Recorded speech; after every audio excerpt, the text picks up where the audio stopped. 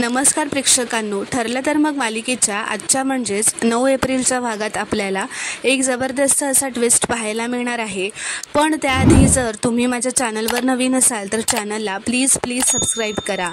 तर प्रेक्षकांनो, आता आपण पाहतो की इथे अर्जुन चैतन्याला म्हणत असतो की एक गोष्ट लक्षात ठेवायची आहे आपल्याला, की आपल्याकडून आता कोणतीही चूक होता कामा नये, कारण दामिनी आपल्या चुकीचा लगेचच फायदा घेऊ शकते. तर चैतन्य म्हणतो, अर्जुन, मी तुला अशा कितीतरी केसेस लढताना बघितलंय, पण इतकं पॅनिक झालेलं कधीच बघितलेलं नाही आहे. तर अर्जुन म्हणतो, अरे कारण दामिनी पैशांसाठी जरी काम करत असली ना तरी ती खूप जिनियस आहे, ती खूप हुशार आहे. तर चैतन्य म्हणतो, तू जरा रिलॅक्स हो, मेंदूला थोडासा ब्रेक दे. आणि तो आता त्याला दुसऱ्या केसबद्दल सांगून त्याचं मन डायव्हर्ट करत असतो. तर इथे दुसरीकडे सायलीने प्रतिमाला फोन केलेला असतो. ती म्हणते, प्रतिमा आत्या, आज संध्याकाळी सगळ्या सुभेदारांना तुमच्या घरी येण्याचं आमंत्रण द्याल का तुम्ही? मला माहिती आहे रविराज काकांना ते आवडणार नाही, पण माझ्यासाठी एवढं कराल का? तर प्रतिमा बरं करेन असं म्हणते. मी पूर्णाई आणि बाकी सगळ्यांना फोन करून आमंत्रण देते. तर सायली म्हणते, फक्त आम्ही येऊ ना तेव्हा रविराज काका घरात असतील एवढं बघा. प्रतिमा आत्या, हा जो तुमचा माझ्यावरचा विश्वास आहे ना, तोच माझ्यासाठी सर्वात मोठा आशीर्वाद आहे असं सायली म्हणते. आणि आता माझा हा जो हेतू आहे ना तो नक्कीच सफल होईल. तर प्रतिमा म्हणते, सगळं तुझ्या मनासारखंच होईल बाळा, आणि फोन ठेवते. तर आता इथे दुसरीकडे पोलीस स्टेशनमध्ये दामिनी आणि महिपत आलेले असतात. दामिनी आतमध्ये येताच विचारते की साक्षी शिकरेच्या सेलवर कोण लेडी कॉन्स्टेबल होती, तिला बोलवा. तर ती लेडी कॉन्स्टेबल येते. तर दामिनी तिला विचारते, किती वर्ष सर्व्हिसमध्ये आहात? इथल्या इनमेटशी कसं वागायचं नाही माहीत का? सगळेच नियम ढाब्यावर बसवलेत. माझ्या अशिलाला प्रश्न कसे विचारले तुम्ही? त्यांची चौकशीच कशी काय केली? तुम्ही कोण वकील आहात की जज आहात? त्यांचं इंटोग्रेशन कसं काय केलं तुम्ही? तर ती लेडी कॉन्स्टेबल म्हणते, नाही मॅडम, मी त्यांचं इंटरोगेशन नाही केलं आहे, मी तर सहजच विचारलं. तर दामिनी म्हणते, सहज? सहज प्रश्न विचारले तुम्ही तिला? तर आता दामिनी म्हणते, नंबर 1, इतक्या रात्री महिला कैद्याची चौकशी करायची नाही. नंबर 2, तिला या केसबद्दल वेडेवाकडे प्रश्न विचारून तुम्ही तिचा मानसिक छळ केलात. नंबर 3 म्हणजे तिच्या तोंडावर पाणी ओतून तुम्ही तिचा शारीरिक छळ केलाय. हे किती बेकायदेशीर आहे माहिती आहे का तुम्हाला? तर आता महिपत मुद्दामच आगीत तेल ओतायला आणखीनच चढवून सांगत असतो. तर दामिनी त्याला म्हणते, तुम्ही सगळं तुमच्या डोळ्यांनी बघितलंय ना, तर ते लेखी जाप म्हणून लिहून घ्या. तर ती कॉन्स्टेबल म्हणते, ओह मॅडम, माझी नोकरी जाईल याने. तर दामिनी म्हणते, जायलाच पाहिजे, इथले सगळे पोलीस माझ्या ओळखीचे आहेत, आत्तापर्यंत असं कोणीही वागलेलं नाही आहे, आणि तुमच्यासारख्यांमुळे अख्ख्या डिपार्टमेंटचं नाव नको खराब व्हायला. तर दामिनी आता उभी राहून म्हणते, साक्षी शिकरेच्या अंगाला हात लावण्याच्या आधी हा विचार करायला हवा होता की तिची ॲडव्होकेट आता ही ॲडव्होकेट दामिनी देशमुख आहे. सस्पेन्शनला तयार राहा असं म्हणत ती तिथून निघून जाते. तर आता इथे दुसरीकडे प्रतिमाने कल्पनाला फोन केलेला असतो. ती म्हणते, आज तुम्ही सगळ्यांनी आमच्या घरी यायचं आहे, आज तुम्हाला आमच्या घरी आमंत्रण आहे. तर कल्पना म्हणते, अगं पण प्रतिमा, अजून कुठले वाद नकोत, आम्ही आलो तर रविराज भाऊजी चिडतील. तर प्रतिमा म्हणते, मी बोलेन यांच्याशी, तुम्ही फक्त या. तर कल्पना म्हणते, ठीक आहे, मी पूर्णाजीशी बोलून घेते. तर प्रतिमा म्हणते, अगं मी आधीच बोलले आहे पूर्णाईंशी, त्या यायला तयार झाल्यात. तर कल्पना म्हणते, बरं, पूर्णाई हो म्हणाल्यात तर येऊ आम्ही. तर प्रतिमा म्हणते, तन्वीलाही सांगा, मी वाट बघते. तर आता फोन ठेवल्यावर प्रिया कल्पनाला विचारते, आई, आपल्याला आज संध्याकाळी घरी बोलावलंय, बाबा हो म्हणाले का? तर कल्पना म्हणते, ते तर माहीत नाही गं, पण प्रतिमा रविराज भाऊजींशी बोलेन असं म्हणाली आहे. तर प्रिया मनातच म्हणते, मलाही काही कळत नाही आहे काय चाललंय ते. या प्रतिमाच्या अर्ध्या मेंदूत नक्की काय शिजतंय, हिने काही घोळ घालून ठेवायला नको.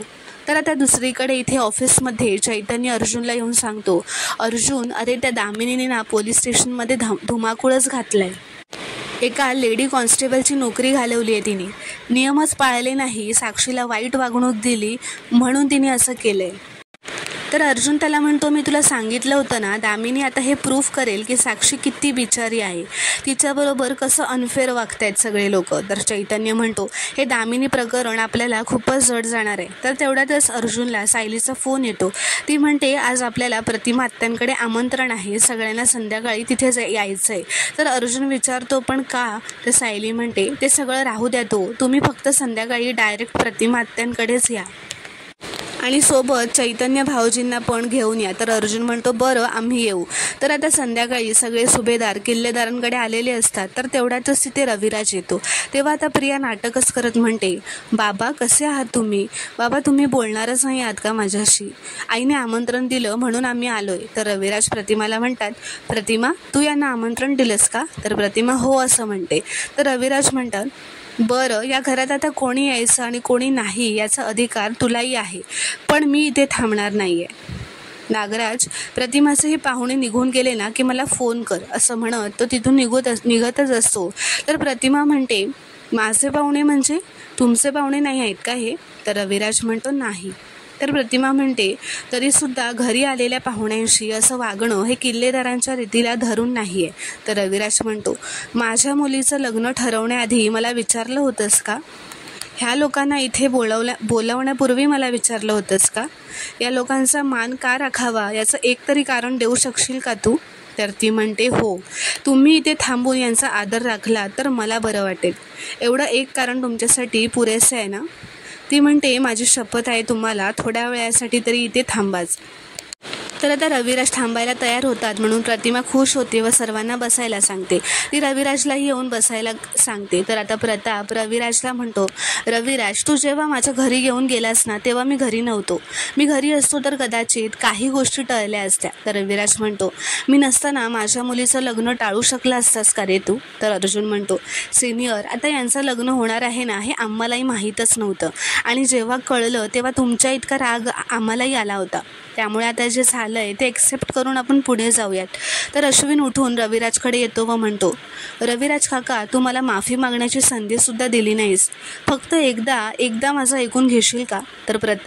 तर प्रतिमा आता म्हणते, अश्विन बाळा हे सगळं ना आता बोलण्याची ही वेळ नाही आहे. माझ्या शब्दाखातर हे इथे थांबलेत. आता एवढं पुरे आहे. आज आपण इथे सगळे एकत्र आहोत याचा आनंद वाटूयात ना? तर प्रतिमा म्हणते, आज आपण रामनवमीसाठी एकत्र इथे साजरी करायला जमलोय.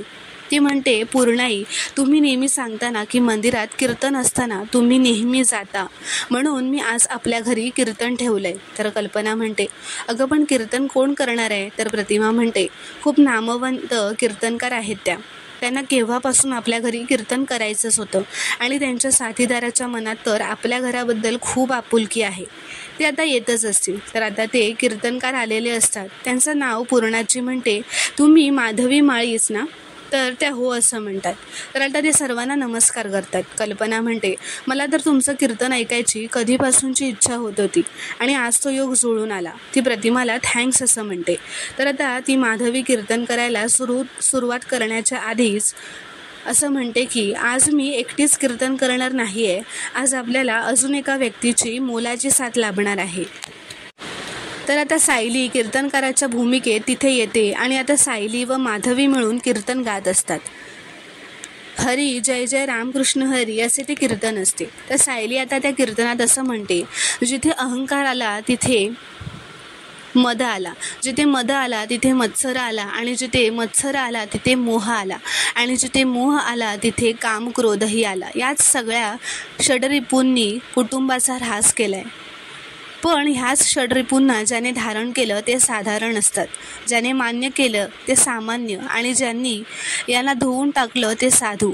पण ज्यांनी या षडरिपूंचा अंत केला ते ठरले भगवंत, म्हणजे पूर्ण पुरुष प्रभू श्री रामचंद्र. हिंदू धर्म प्रणालीमध्ये विश्वाची विकासात्मक वाटचाल होत असताना 10 अवतारांपैकी एक अवतार म्हणजे पूर्ण पुरुष प्रभू श्री रामचंद्र. एक वचनी, एक पत्नी, एक बाणी आणि एक नियमी. तर माधवी असं म्हणतात, कुटुंबामध्ये भांडणं होऊ नयेत म्हणून वडिलांचं वचन पाळणारे, सावत्र आईची इच्छा पूर्ण करणारे फक्त कुटुंबासाठीच आणि कुटुंबाच्या सुखासाठी फक्त 14 वर्ष वनवास भोगणारे होते ते म्हणजे आपले पूर्ण पुरुष प्रभू श्री रामचंद्र. खऱ्या आयुष्यात प्रभुरामांनी महत्त्वाची भूमिका निभावली आहे ती म्हणजे कुटुंबामध्ये होती. ती होती त्यागाची. त्यागाच्या भूमिकेचा आज आपल्या कुटुंबातल्या लोकांना खरंच खूप गरज आहे. तर सायली म्हणते, आणि हे सगळे पैलू आपल्याला पाहायला मिळतात पूर्ण प्रभू श्री रामचंद्र यांच्या चरित्रामध्ये. मंडळी, कुटुंबातली माणसं कशी असावी तर वळून बघा बंधू लक्ष्मणाकडे, पत्नी सीतेकडे आणि पती प्रभू श्री रामचंद्राकडे. तर आता मित्रांनो, या कीर्तनाची सांगता कीर्तनकार माधवी करतात. तर मित्रांनो, पुढील भागात आपण पाहणार आहोत की सायली रविराजकडे जाऊन त्याला असं म्हणते, कीर्तन माणसाच्या मनाचा आरसा असतो रविराज काका, आणि माधवीताईंच्या कीर्तनातून आपण बोध घ्यायला हवा.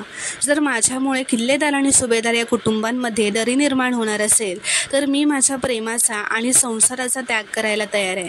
मीही वनवासाला तयार आहे. तर आता सायली वनवासाला तयार आहे म्हणून घराबाहेर पाऊल टाकणारच असते. अर्जुन तिला थांबवायला जाणारच असतो. तेवढ्यातच सायलीने असं करू नये म्हणून रविराज आता जोरातच थांब असं ओरडतात. तर सायली त्यांचा आवाज ऐकून तिथेच दारातच थांबते. तर मित्रांनो, आता पुढील भागात काय घडणार हे पाहणं खूपच रोमांचक ठरणार आहे. व्हिडिओ पूर्ण बघितल्याबद्दल धन्यवाद. व्हिडिओ आवडल्यास कॉमेंटमध्ये नक्की कळवा व चॅनलला प्लीज सबस्क्राईब करा.